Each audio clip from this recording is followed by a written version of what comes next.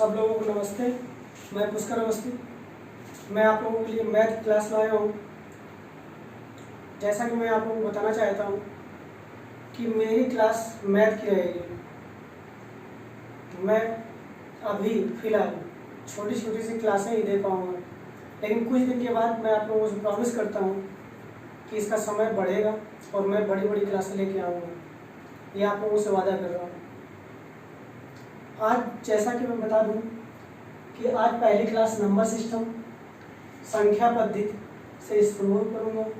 पहली क्लास है मेरी, और अगर आपको ये क्लास अच्छी लगे तो हमारे जो चैनल है उसको सब्सक्राइब कर देना और बेल आइकन में क्लिक कर देना, ताकि जो भी मैं वीडियो बनाऊँ आप तक पहुंच जाए और आप उसका लाभ ले सकें। इस वीडियो बनाने का एक ही मकसद है, आप तक अच्छी शिक्षा पहुंच जाए।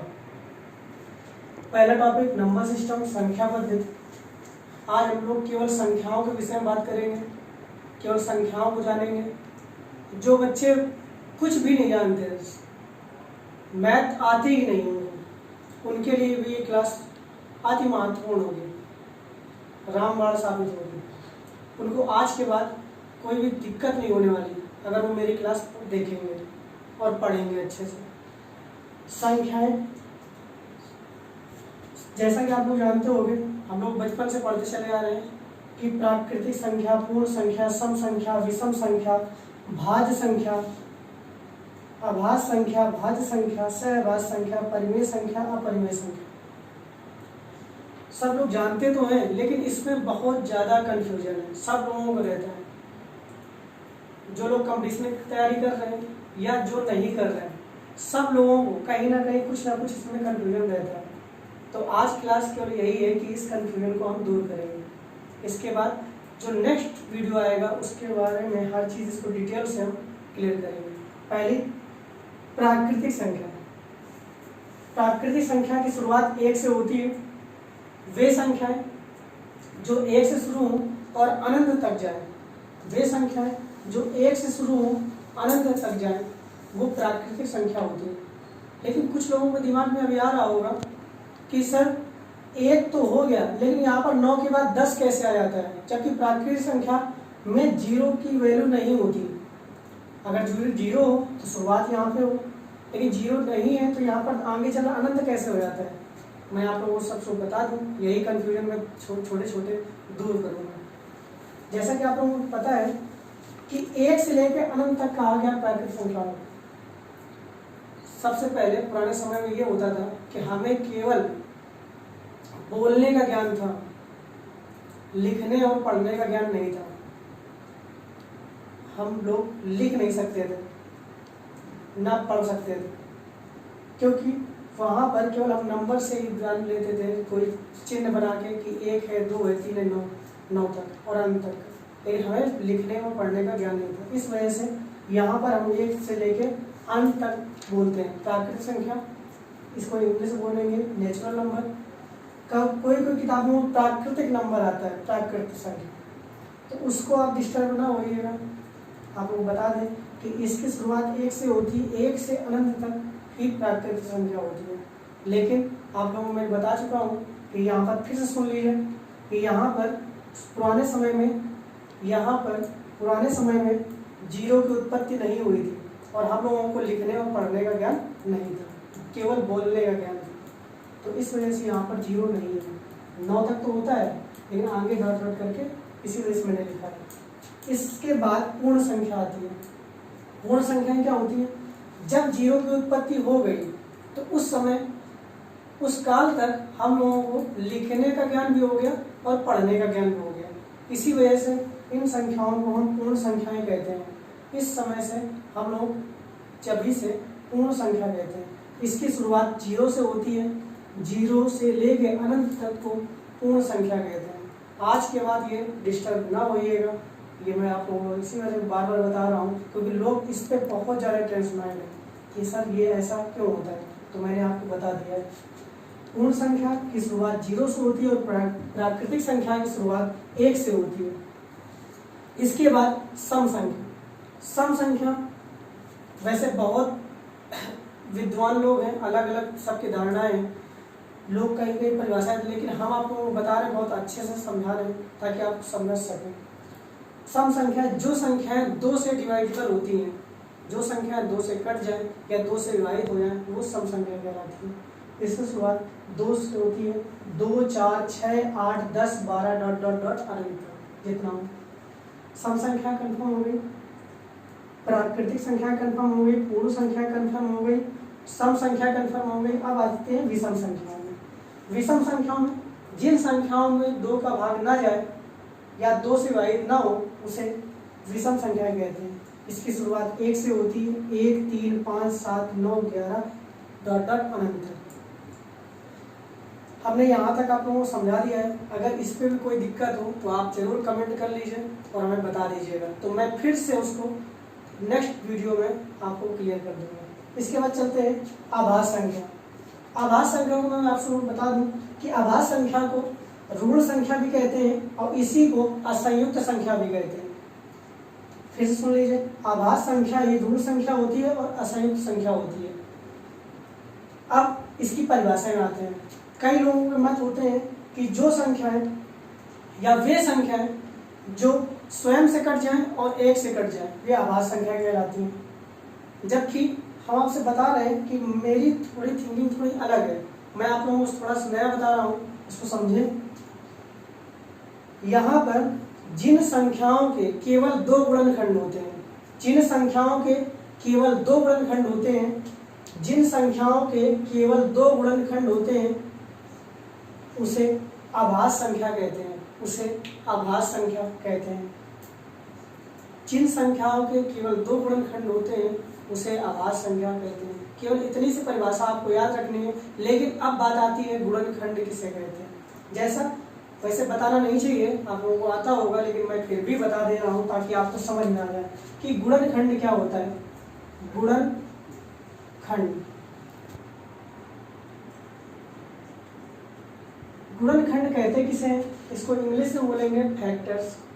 गुणनखंड को इंग्लिश में फैक्टर्स कहते हैं। जैसे गुणनखंड, जैसे आपसे 6 के गुणनखंड हम आपसे पूछें कि 6 के गुणनखंड क्या है, तो वे संख्याएं जो दी गई संख्या को पूरी पूरी काट दें, वे संख्याएं जो दी गई संख्या को पूरी पूरी काट दें या पूरी पूरी विभाजित कर दें, वे संख्याएं उस संख्या की गुणनखंड कहलाती हैं। जैसे 6 को कौन कौन काटेगा?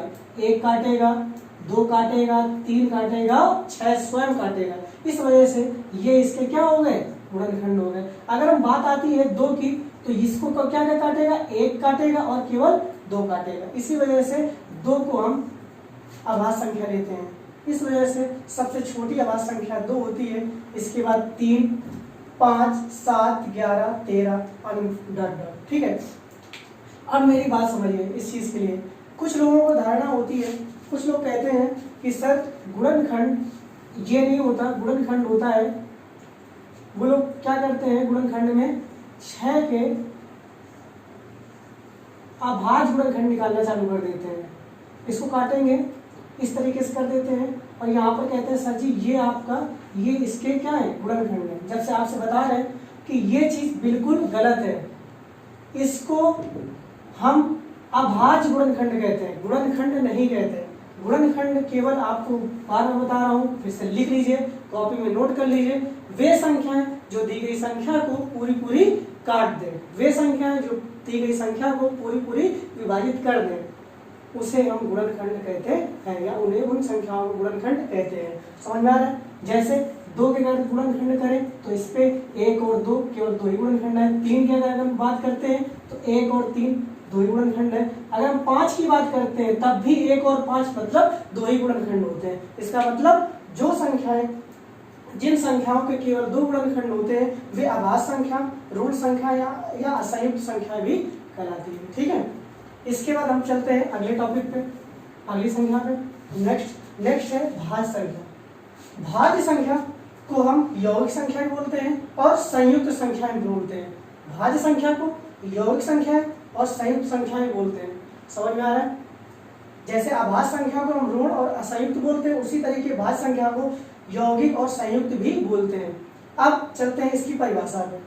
कुछ लोग कह देते हैं कि सर जो आभास संख्या नहीं होती वे भाज्य संख्याएं होती हैं। जबकि ये सरासर गलत है। परिभाषा क्या होती है ये लिख लीजिए, नोट कर लीजिए अच्छे प्रकार से। जिन संख्याओं के 2 से ज्यादा गुणनखंड होते हैं, जिन संख्याओं के 2 से ज्यादा गुणनखंड होते हैं वे संख्याएं भाज्य संख्याएं कहलाती हैं। जैसे 4, 6, 8, 9 और 10। मैंने गुणनखंड आपको समझा दिया था और बता दिया था, अब इस वजह से मैं इसमें नहीं बता रहा हूँ। फिर से परिभाषा नोट कर लीजिए। जिन संख्याओं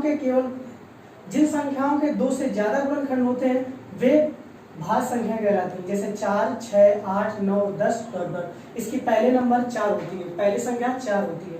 4 पहली भाज्य संख्या होती है, 2 पहली अभाज्य संख्या होती है। चलते हैं इसके टॉपिक में, जब अगले वीडियो में आऊंगा तो इसके पूरी तरीके डिटेल बाय डिटेल क्लियर कराऊंगा, पूरे तथ्य जितने हैं वो क्लियर कराऊंगा ताकि कोई भी कंफ्यूजन न रहे आप लोगों को। इसके बाद सहअभाज्य संख्या, वे संख्याएं जिनमें केवल मासा, जिन संख्याओं का मासा 1 हो उसे सहअभाज्य संख्याएं कहते हैं। जैसे 3 और 5 या 5 और 7, इसी तरीके से अन्य। ठीक है, पूरा क्लियर मैं बाद में करूंगा, जितना भी हो मैं आगे वाले वीडियो में क्लियर करूंगा, नहीं तो इसमें समय ज़्यादा लगेगा पूरी तरीके डिटेल करने पे। इस वजह से मैं आप लोगों को ये चाहता हूँ कि कोई कंफ्यूजन ना रहे, हर एक तथ्य इसके एक एक करके बारीकी से मैं आगे वीडियो में बताऊंगा। इसके बाद सहअभाज्य जो भी जिन संख्या, फिर से सुन लीजिए, जिन संख्याओं का मासा 1 होता है उसे सहअभाज्य संख्याएं कहते हैं। जैसे 3, 5, 5, 7, इस तरीके से। परिमेय संख्या, जिन संख्याओं को P/Q, फिर सुन लीजिए, जिन संख्याओं को P/Q के रूप में हम व्यक्त कर सकते हैं उसे परिमेय संख्या कहते हैं, उसे परिमेय संख्याएं कहते हैं। जैसे 3/4, 2/5, 1/2, ये सब क्या है? परिमेय संख्याएं हैं। इसी तरीके से अपरिमेय संख्याएं, जिन संख्याओं को P/Q में नहीं लिख सकते उसे हम अपरिमेय संख्याएं कहते हैं। जैसे √2, √3, √5, करणी 2, करणी 3, करणी 5 डॉट डॉट। आप लोग सोच रहे होंगे कि सर ने पूरी तरीके से इसको नहीं बताया। मैं परिमेय और अपरिमेय का एक नया वीडियो लेके आऊंगा आपके सामने, जिसमें पूरी डिटेल दूंगा पूरी तरीके से। आशा करता हूँ ये आपको समझ में आया होगा, अच्छे प्रकार से आया होगा, ताकि इसके बाद आप संख्याओं के बारे में कभी भी कंफ्यूजन न रहे और आप कंफ्यूज न रहें। इसको बार बार देखिए और लोगों को बताइए, अपने दोस्तों को बताइए, समझाइए और आप शेयर करिए इसको जितना हो सके, और सब्सक्राइब और बेल आइकन में जरूर प्रेस करिए, ताकि कुछ ना कुछ, अगर मैं आप लोगों के लिए मेहनत कर रहा हूँ तो मेरा भी हौसला थोड़ा बढ़े और मैं आगे बढ़ूँ। ठीक है, धन्यवाद, थैंक यू।